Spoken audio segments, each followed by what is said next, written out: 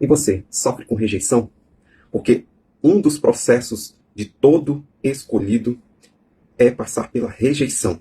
É aprender a lidar com a rejeição.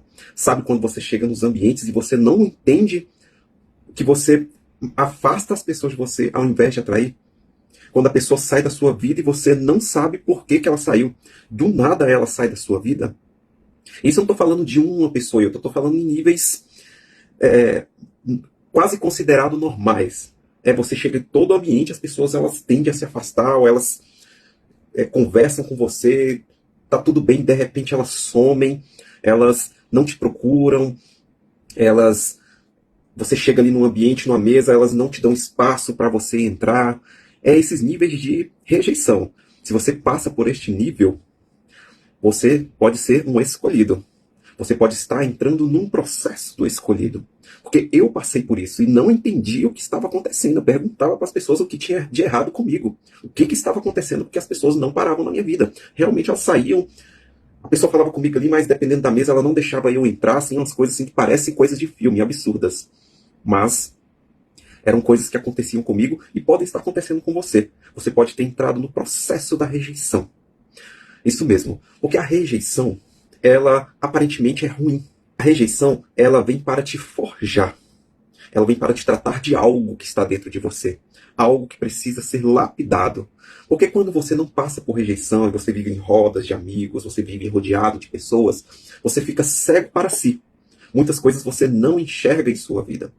Muitas coisas passam desapercebidas e você vai levando a vida como se tivesse tudo bem. Ah, eu tenho muitos amigos, tá tudo bem, mas você começa a não enxergar a sua vida.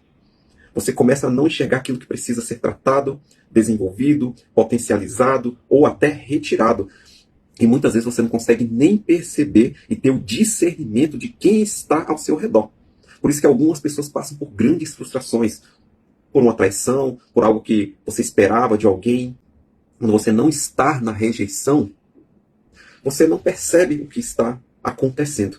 Você vai vivendo como se estivesse tudo muito legal, tá muito bom.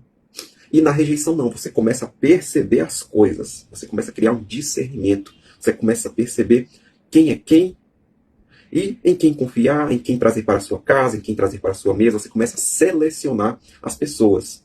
Uma das coisas também que a rejeição nos ensina, nos purifica, nos faz olhar com o olho mais clínico, é você não depender de pessoas. Porque quando você está rodeado de pessoas, você tem as suas conexões ali, você liga, a pessoa atende. Quando você está assim, você fica muito dependente dessas pessoas. Até para abrir uma porta para você. Não estou falando que a gente não deva fazer um network. Ele é saudável, mas você deve escolher muito bem com quem andar, para que nesse network não venha portas erradas. Então, quando você começa a perceber que você não deve depender de pessoas, você deve olhar para si e falar, opa, quem é quem? Quem é quem? Eu ligo para a pessoa aqui, você vai ter as pessoas, os seus contatos corretos para pedir uma ajuda, um apoio, para pedir uma mentoria, um conselho, uma direção. Então você não vai ficar totalmente dependente de todo mundo, ao ponto de jogar a sua vida sobre a vida de colegas, pessoas do dia a dia, de desabafar, de contar sobre o que está na sua casa para qualquer um, sobre a sua vida, sobre os seus problemas, para qualquer um.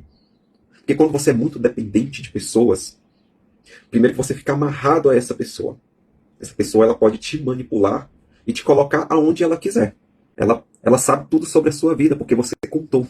Então ela pode, se ela for uma pessoa mal intencionada, ela pode fazer diversas coisas com a sua vida, inclusive tomar coisas da sua vida.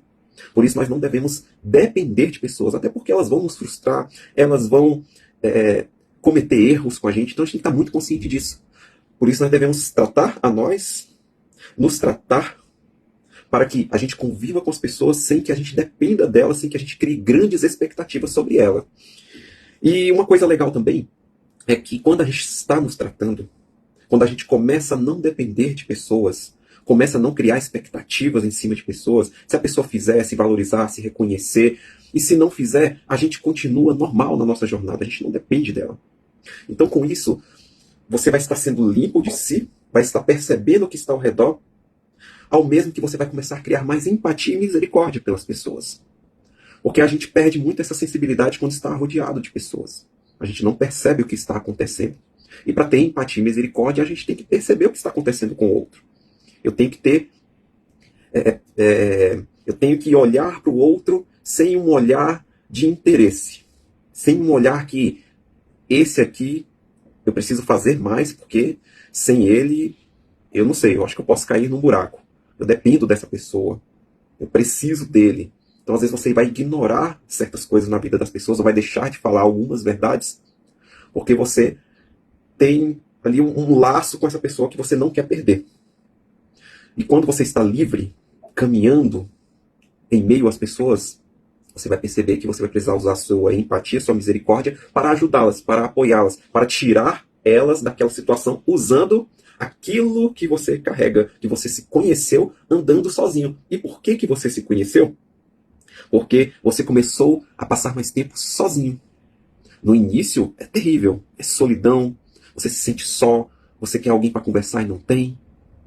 Mas vai passando um tempo, você vai mudando essa solidão para uma solitude. Você vai vendo que é necessário passar tempos a sós, ouvindo uma canção, lendo a palavra de Deus, lendo um bom livro, passar tempos refletindo, pensando nos seus sonhos, pensando na sua vida. E esse tempo de solitude faz a gente refletir num todo. Sobre a vida, sobre você, o que está certo, o que está errado. Você está eliminando os barulhos. E por consequência, você também vai tirar tempo com Deus, que é necessário ter uma mentoria do alto, ter um conselho, uma direção do alto. Passar tempo de relacionamento com quem te criou e colocou aquilo na sua vida que você precisa utilizar. Então, a rejeição, ela vai afastar os vários barulhos de pessoas, vozes, coisas que são ditas ao seu redor e vai fazer você olhar para si, refletir sobre si, consertar a sua vida. Então, todo escolhido, ou que está ou já passou por esse processo, vai ser forjado para que você caminhe na direção do propósito, caminhe na direção de construir um caráter, de desenvolver seus talentos e dons, de soltar a sua mensagem sem muitas vozes ao seu redor te distraindo